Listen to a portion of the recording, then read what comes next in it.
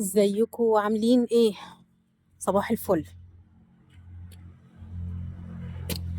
احنا قلنا النهارده اه جيت هنا ما كانش فيه ولا غراب غير واحد بس. خبطت له على الرغيف زي ما انا بعمل، خبطت الاتنين كده قدام بعض، فسمع فراح نازل لي جري. اديته لقيت اخواته بقى ايه واصحابه وقرايبه وعمته ومرات عمه. انا باكلهم. تعالوا كده واحنا بناكل الغربان احكي لكم على حاجه. يلا جيب عيش تاني عشان ايه خلص. أنا كان فيديو فات اتكلمت فيه عن الصحوة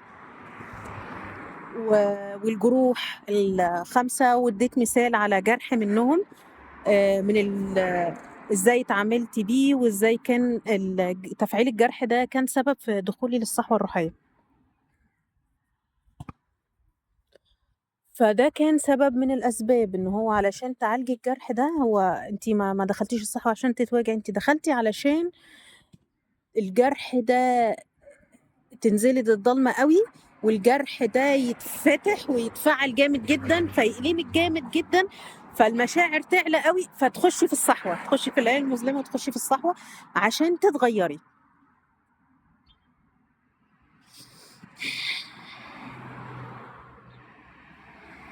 أنا الصحوة جات لي ازاي؟ انتوا مش عايزين عيش ايه ومش جعانين ولا ايه؟ ايه الغربان بقى هنا اذكياء شويه عن اللي انا باكلهم قدام. عايزين الحتت الكبيره، ارمي لهم الحته الصغيره ما يجيش، اللي هو حطيتها قدامه سايبها، لما ترمي حته اكبر اروح اجيبها.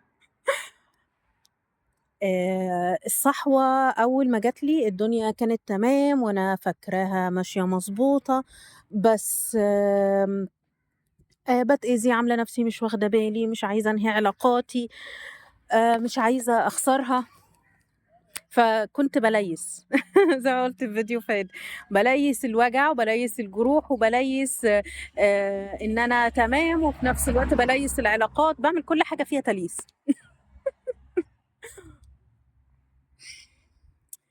فاللي حصل وقتها، لا فراشة بيضة، أنا أول مرة أشوف فراشة بيضة. المهم، فاللي حصل وقتها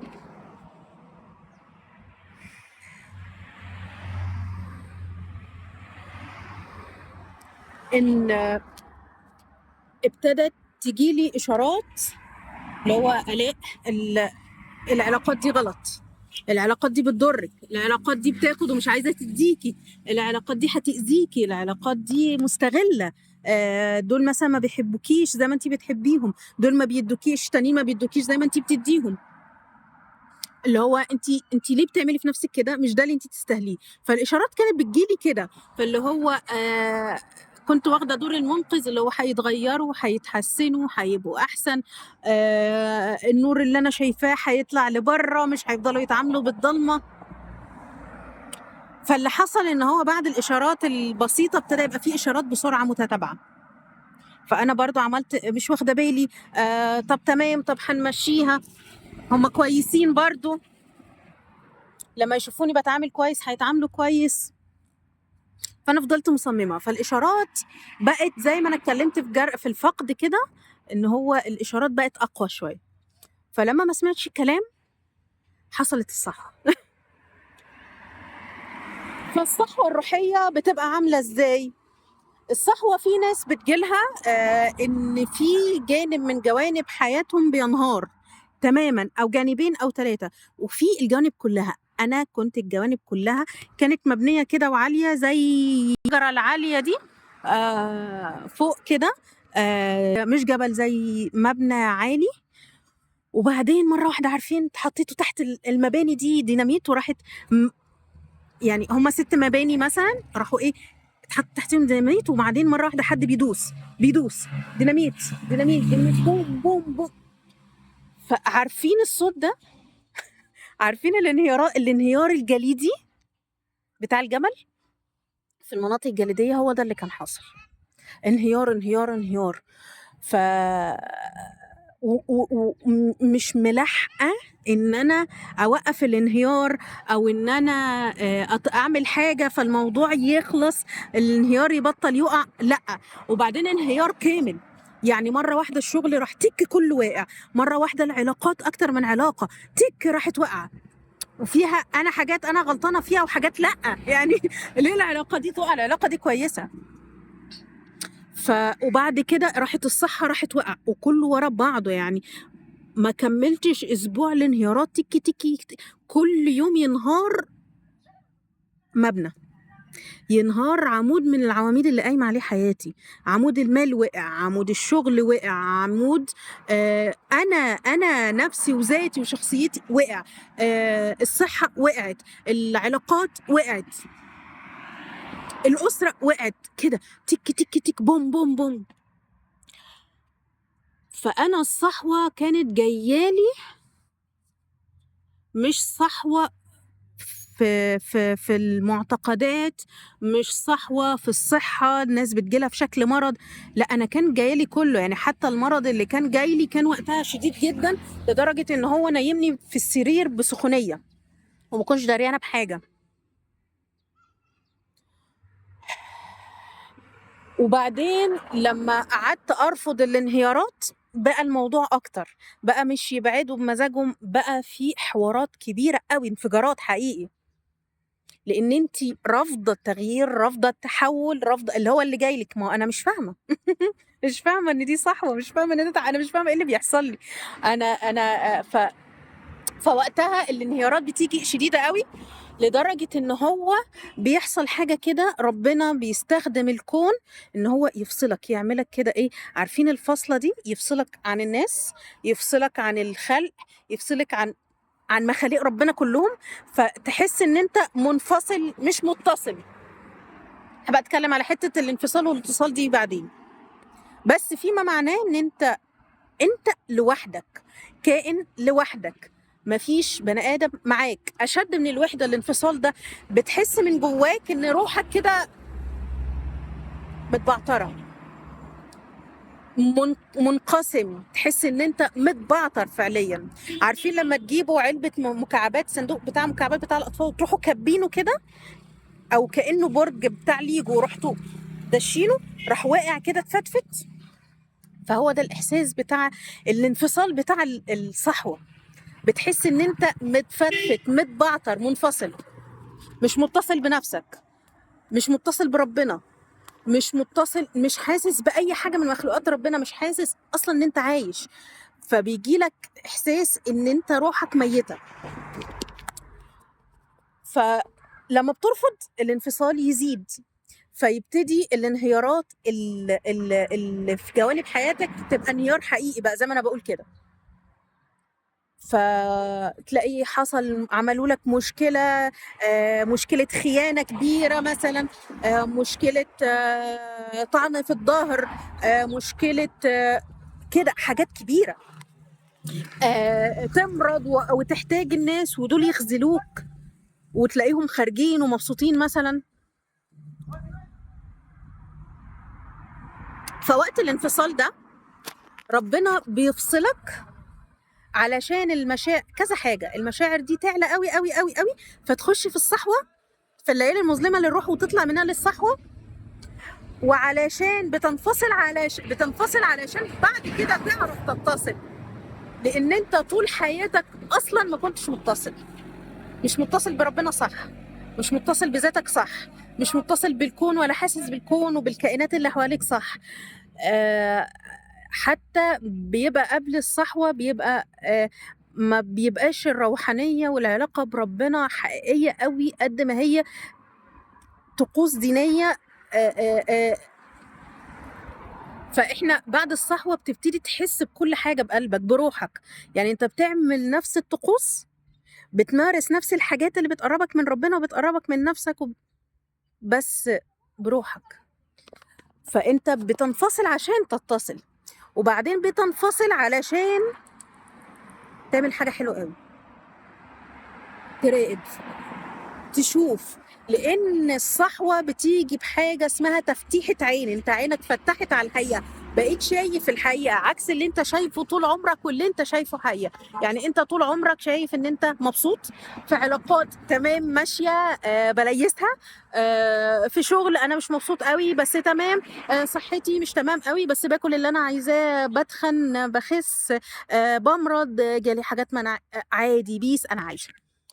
بس انت هنا لحد دلوقتي قبل الصحوة انت ما فيش، عينك مش شايفة الحقيقة، مش شايفة ايه اللي ينفعك وايه اللي يضرك، ايه العلاقات السوية وايه الغير سوية. انت هنا بينتهك حدودك، انت هنا بيتاخد فلوسك، انت هنا بتتأذي نفسيا، انت هنا بيتقالك كلام وحش، انت هنا ما بتتقدرش زي ما بتقدر الناس. ف... فده بيحصل علشان تنفصل فتشوف الكلام ده، فتبقى زي من فوق، عارفين كده زي العين بتاعة مش غراب، عين الصقر. الصقر من الطيور الجارحة اللي بترتفع فوق قوي في السماء، فهو لما بيبقى شايف الدنيا من فوق مش زي ما انت شايفها من تحت. من فوق هو شايف الصورة كاملة، شايف مساحة أكبر، كل ما بيرتفع بيشوف مساحة أكبر قوي من الأرض. فهو اللي بيبقى شايف الفريسة، هو اللي بيبقى شايف الدنيا ماشية تحت ازاي، مش الفريسة بس، هو شايف ايه اللي بيحصل على الأرض، مين بيمشي، مين بيتحرك، مين بيقول ايه، مين بيجري، مين نايم. فلما بتدخل في الصحوة وبيحصل الانفصال ده، علشان ترجع تتصل، البداية بتبقى النظرة بتاعت عين الصقر. علشان توصل لعين الصقر بتبقى محتاج الحكمة بتاعت البومة. الحكمة بتاعت البومة، البومة بتقعد ساكتة خالص وبتراقب، بتراقب الأنماط. يعني ايه الأنماط؟ يعني زي ما احنا قلنا الشجرة مثلا، النخلة اللي هناك دي، نشوف الشجرة دي هي بتتحرك شوية فيجي شوية هوا، فالشجرة الورق يتحرك كده، يجي شوية هوا من الناحية التانية فيتحرك الشجر كده. ففي أنماط ايه اللي وبعديه بيحصل، حد بيقول كذا دايما فبيعمل كذا بعديها، حد بيقرب مني ويفهمني ان انا حبيبته وان انا صاحبته او انا، وبعدين يستغلي من منطقة تانية. آم، حد مثلا مفهمني ان هو واقف في ظهري وكده، وبعدين اول ما بحتاجه او بمرض او بيحصل لي ضائقة مالية ما بلاهوش بيفك. فدي مراقبة الانماط من الحاجات دي اللي بتظهرها. فالحكمة بتاعت البومة بتخليك تشوف الحاجات دي، والبومة بتشوف في الضلمة كويس جدا، بتعرف تلقط الفريسة، بتعرف تلقط الحاجة اللي هتاكلها، بتبقى شايفة الخطر موجود ولا لا، وبتشوف ده في الضلمة، في عز الضلمة، زي ما بيحصل في الصحوة الروحية بالظبط.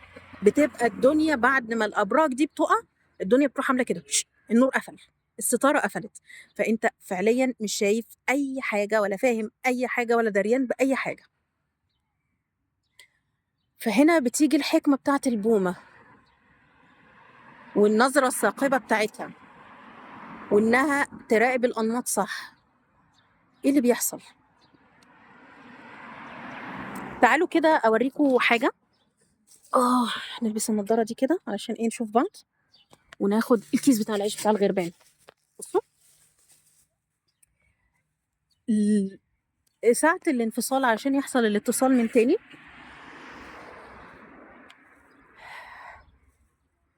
بتبقى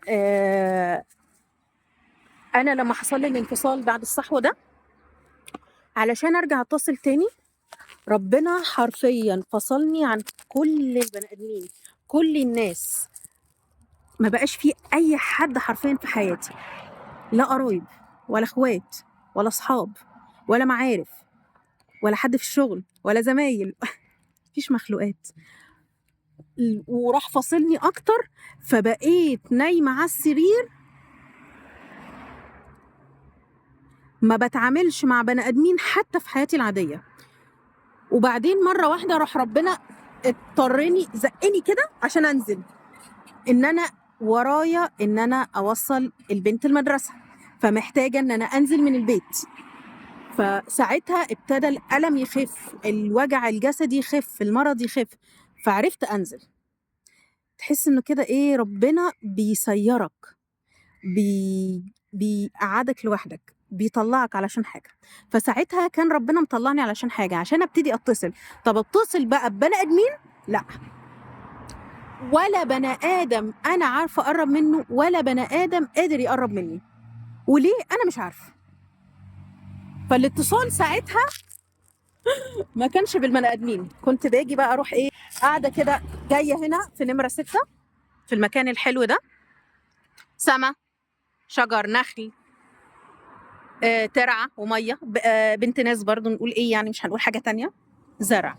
أحُط إيدي عليه، أحُط رجلي عليه، أحس بملمسه، م مليان مَيّة ولسه مسقي، والّا الأرض ناشفة زي دي وجافة وعايزة تتسقي، والّا ساقع ومندي، طب طويل والّا قصير، والّا أخضر زي ما هو كده وطري، والّا جاف وخشن.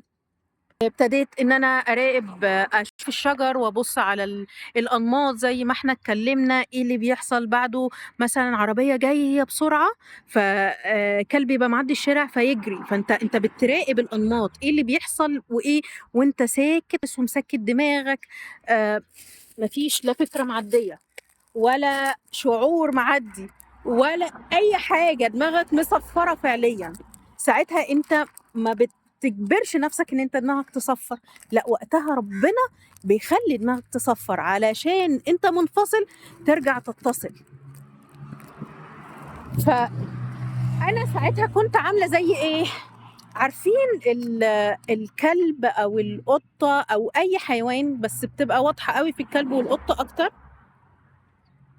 بتلاقي الحيوانات بتجري إنها تاكل وتشرب وتشوف حياتها يعني،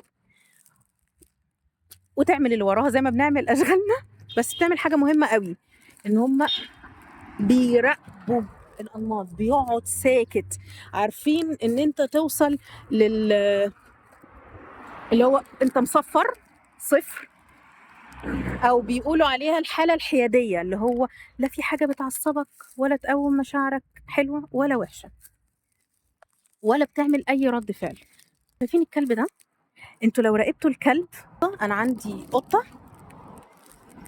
بتقعد أوقات تجري وتلعب، وأوقات تانية ألاقيها إيه ده، فراشة صفرا، إيه الألوان الحلوة دي، أنا أول مرة أشوف الألوان دي، أبيض وأصفر.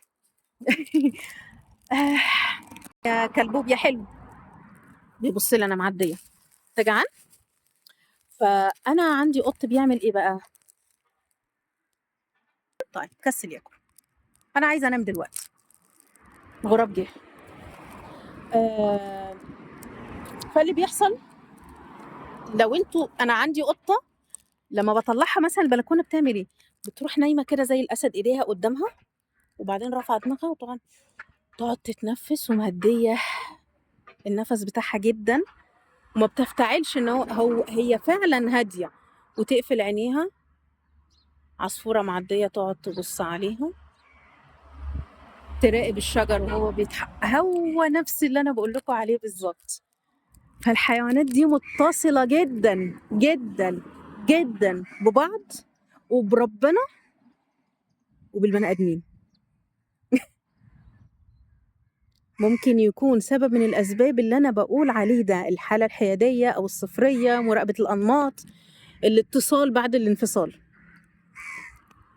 عايز إيه يا جعان؟ حاضر، بيناديني، حاضر يا عم. ف وقتها ربنا كان باعدني عن البني آدمين كلّهم، ما باعملش حاجة إن أنا غير إن أنا باطلع أقعد في الزرع،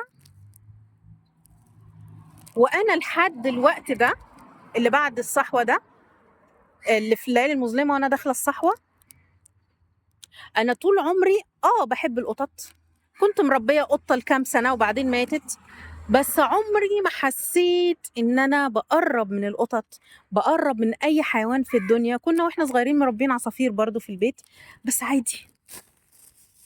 الوقت ده بقى كنت أبقى قاعدة، أنا مش عايزة أتعامل مع أصحاب ولا مع قرايب، sorry، أنتم حبايبي، هي الحالة ساعتها كانت بتعمل كده. ولا حد اعرفه، ولا حتى حد ما اعرفوش، ولا حتى اروح اقف عند كاشير واطلب ازازه ميه واحاسب وامشي. مش عايزه جنس بني ادم ينطق وشي ولا اشوفه، لان في حاله انفصال. ربنا فاصلني بقصد عشان اوصل لحاجه.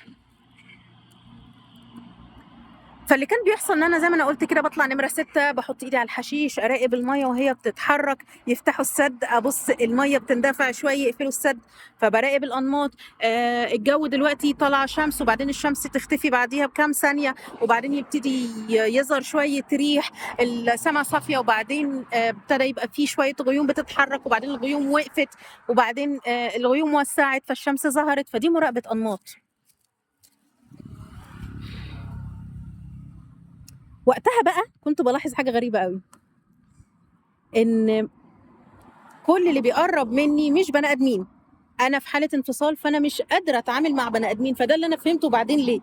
علشان اتصل، فعلشان اتصل انا مش محتاجه بني ادمين الاول، انا محتاجه طبيعه ومحتاجه حيوانات. فالحاجه اللي كانت بتقرب مني ان انا قاعده على الحشيش، ما بعملش حاجه غير ان انا قاعده كده عماله احط ايدي على الحشيش، وده اللي مريحني.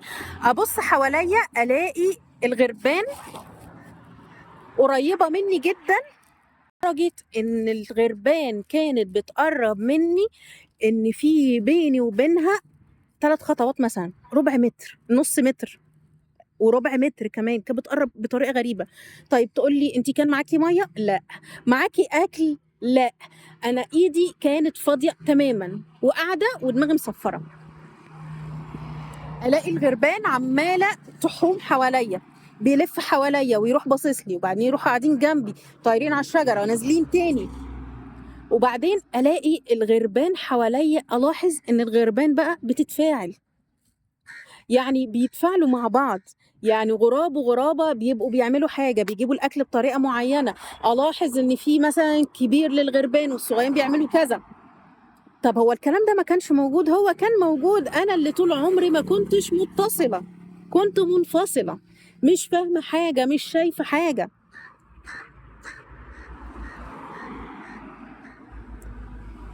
فبعد الغربان الاقي اللي بيقرب مني معاهم كمان ابتدى يخش بقى في الليله شويه القطط.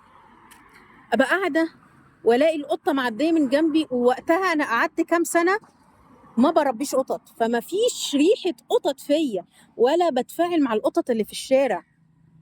انا ما كنتش قريبه من الحيوانات للدرجه. فالاقي القطه بتقرب مني، تمسح رجلها فيا، تقعد تبص لي في عيني، واقعد اقول لها انا معيش اكل انا معيش ميه، انا مش عايزه اطبطب بعديها ابتدى الانفصال ده بيعمل حالة قفل القلب. فابتديت أحس إن أنا قلبي ابتدى يتفتح، ابتديت عايزة أطبطب على القطة، ابتديت أراقب القطة بتعمل إيه، بتتصرف إزاي، لو في قطة تانية قدامها، لو في غراب قدامها بيتعاملوا مع بعض إزاي. فوقتها ابتدى يحصل الاتصال، ابتدى يحصل إن أنا متصلة بنفسي، متصلة بالكائنات دي، ابتديت أراقب الأنماط، فمتصلة بالطبيعة. وبعدين لقيت نفسي متصلة بربنا، ابتديت أحس بوجود ربنا حقيقي، مش كلام، في كل حاجة في حياتي، في كل تفصيلة. الحاجات اللي كانت قبل كده واللي ربنا فصلني عنها وحصلت الانفجارات، ابتديت أشوف بمراقبة الأنماط. ابتدت دماغي تربط، لما ابتدت تسكت تشوف الحقيقة. ايه الأنماط، زي ما أنا براقبة الأنماط في الطبيعة، ايه الأنماط اللي كان بتحصل قبل كده، ايه اللي أنا كنت بعمله فيحصل بعديها كذا. يعني انا كنت مثلا مش حاطه حدود مظبوط، فكان بيتكسر حدودي، كان بيتعدى عليا بالكلام، كان حد ممكن ياخد فلوسي، كان ممكن حد ياكل حقي، كان ممكن حد يطعني في الظهر. فما فيش حدود ماليه، ما فيش حدود ماديه، ما فيش حدود في الافكار والمعتقدات، ما فيش حدود في المشاعر. ممكن حد يجي يخبطني في المشاعر، يضربني في مقتل، ممكن. فابتديت اراقب، ابتديت بعد كده بقى ان انا اعمل الخطوات اللي بعد كده، ابتدي بقى اشوف ايه اللي ناقص واكمله، ايه الحدود اللي مش مبنيه اعملها. وهنتكلم ده عليه في فيديوهات تانية بقى. في فيديو، في مش فيديو، كان في بودكاست اتكلمت فيه عن الحدود، ايه انواع الحدود كلها، وايه الحدود اللي لو مكسوره تبقى مكسوره ازاي، تعرف انها مكسوره ازاي، وازاي هقول لك تلحمها، ازاي تكمل الحدود دي وتقفلها صح وتحطها تبنيها بينك وبين الناس، وازاي الحدود دي تبقى حاسس بيها من جوه وطاقتها تطلع بعد كده لبره وتبتدي تطبقها كمان، وازاي مع الوقت هيبتدي الموضوع ده يتظبط الانعكاس بقى مع اللي موجودين او لو مشيوا مع الناس الجديده، فيبقى في حدود مظبوطه. فده اسمه كان بودكاست عن الحدود الصحيه او انواع الحدود حاجه كده، حطوا لكم تحت مش في الديسكربشن، في الكومنتات تحت ببصوا عليه، البودكاست ده مهم جدا. وكان في بودكاست تاني بيتكلم عن الوحده ليه علاقه طبعا بالانفصال، دي من الحاجات اللي بتجيلنا الصحوه علشانها اصلا، ان الناس اللي بيبقى عندها تعلق شديد بالاشخاص، تعلق شديد بعيدا عن الشخص ده، ايه، حبيب، زوج، صديق، ام، حد من العيله، ابن، فبيحصل التعلق ده عشان يتفك انت بتخش الصحوه علشان ما تبقاش متعلق باي شيء ولا اي حد ولا اي ذكرى ولا اي جماد حتى ولا اي بني ادم انت متعلق بربنا بس، وبيجي لنا علشان يكسر الخوف من الخساره. ففي برضو بودكاست تاني عن الوحده، وبودكاست عن شعور الخساره وازاي نطلع منه برضو، وفي بودكاست بيتكلم عن العلاقات الصحيه والعلاقات الغير صحيه، بودكاست بيتكلم عن العلاقات الكرميه بنعرفها ازاي.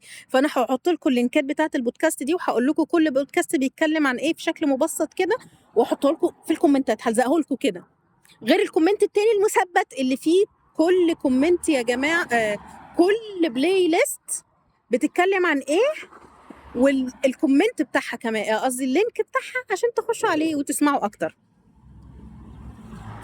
وبس، فده كان مدخل كده للصحوة. الناس اللي مرت بالصحوة فعلا هتعرف أنا بتكلم عن إيه، ومش هتبقى بصة للمشاعر ولا الأفكار ولا شعور الانفصال وشعور الاتصال والوحدة والإحساس بالخسارة وفك التعلق بكل شيء والتعلق بربنا ومراقبة والاتصال بالحيوانات والاتصال بالطبيعة. أنت بتبص لي في عيني عايز عيش، هتموت وتاخد العيش، خلص عليك أنت بس يا عم، عايزين نأكل بقية الغربان. محدش هيحس المشاعر دي غير لما يبقى فعلا دخل الصحوة. فما تاخدش الكلام على نفسك وخلاص، انت فعلا عديت بده ولا لا، انت فعلا مكانك هنا ولا لسه شوية وجايلك الرسالة بدري بتنبهك لحاجة. من الآخر الرسالة بتوصل لكل واحد في وقتها وبس. وحابة أتكلم معاكم في بودكاستات تانية، فيديوهات تانية عن الصحوة، وممكن أخش في النقطة بتاعت فك التعلق